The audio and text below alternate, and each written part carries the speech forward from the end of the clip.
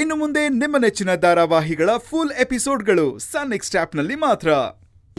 ಯಾಕೆ ಹೀಗಾಡ್ತಿದ್ಯಾ? ಅಲ್ವೇ, ಈ ಮನೆಯಲ್ಲಿ ನಾನ್ ಕೇಳ್ದೇನೆ ನನಗ್ ದುಡ್ಡು ಕೊಡ್ತಾ ಇದ್ದಿದ್ದವಳು ನೀನೊಬ್ಳು. ಏನೋ ನಿನ್ ದಯೆಯಿಂದ ಲಕ್ಷದಲ್ಲಿ ದುಡ್ಡು ನೋಡ್ತಿದ್ದೆ. ಈಗ ನೋಡಿದ್ರೆ ನೀನ್ ಎಲ್ಲದನ್ನು ಬಿಟ್ಟು ಸನ್ಯಾಸಿನಿ ಆಗ್ತೀನಿ ಅಂತ ಹೇಳ್ತಾ ಇದ್ಯಾ. ನನ್ ಬಾಯಿಗೇನ್ ಮಣ್ಣು ಹಾಕ್ತೇನೆ? ಏಯ್ ಅಖಿಲ, ನಾನ್ ಮಾತಾಡ್ತಾನೆ ಇದ್ದೀನಿ, ನೀನ್ ನೋಡಿದ್ರೆ ಗೋಮಂತರ ಸುಮ್ನೆ ಕೂತಿದ್ಯಲ್ಲೇ.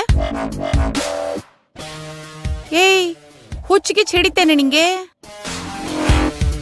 ಅಲ್ಲ, ಅಷ್ಟೊಂದೆಲ್ಲ ಫೈಲ್ಗಳನ್ನ ತಂದು ತಂದು ಅಮ್ಮನ್ ಮುಂದೆ ಇಟ್ಟಿಯಲ್ಲ, ಅದೆಲ್ಲ ನಿಜನಾ?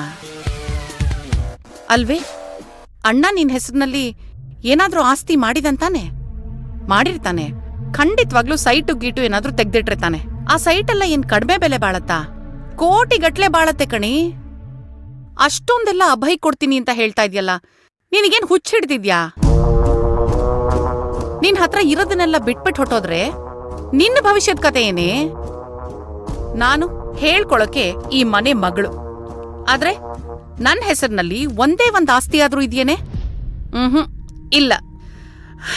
ಇನ್ ಕಟ್ಕೊಂಡ್ ಗಂಡನೋ ನನ್ನ ಹತ್ರನೇ ಚೆನ್ನಾಗಿ ದುಡ್ಡು ಕಿತ್ಕೊಂಡು ನಾಮ ಹಾಕ್ಬಿಟ್ಟು ಹೋದ. ನನಗೆ ಒಂದಲ್ಲ ಎರಡೆರಡು ಮಕ್ಳಿದ್ದಾರೆ. ಆ ಅಭಯ್ ಕೊಡೋ ಬದ್ಲು ಸ್ವಲ್ಪ ಆಸ್ತಿನಾದ್ರೂ ನನ್ ಮಕ್ಳು ಕೊಡಬಹುದಿತ್ತಲ್ವೇನೆ?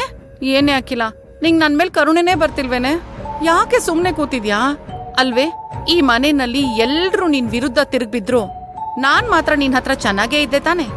ಮನೆಯಲ್ಲಿ ಏನೇ ನಡೆದ್ರು ಅವಿರೋಧವಾಗಿ ನಾನ್ ಯಾವಾಗ್ಲೂ ನಿನಗ್ ತಾನೇ ಬೆಂಬಲ ಕೊಡ್ತಾ ಇದ್ದಿದ್ದು. ಆದ್ರೆ ನೀನ್ ಕೊಟ್ಟಿದ್ಯೇನ್ ನನ್ಗೆ? ಬರೀ ನಿರಾಸೆ. ಇದುವರೆಗೂ ನಾನ್ ನಿಂಗೆ ಎಷ್ಟೆಲ್ಲ ಸಹಾಯ ಮಾಡಿದೀನಿ.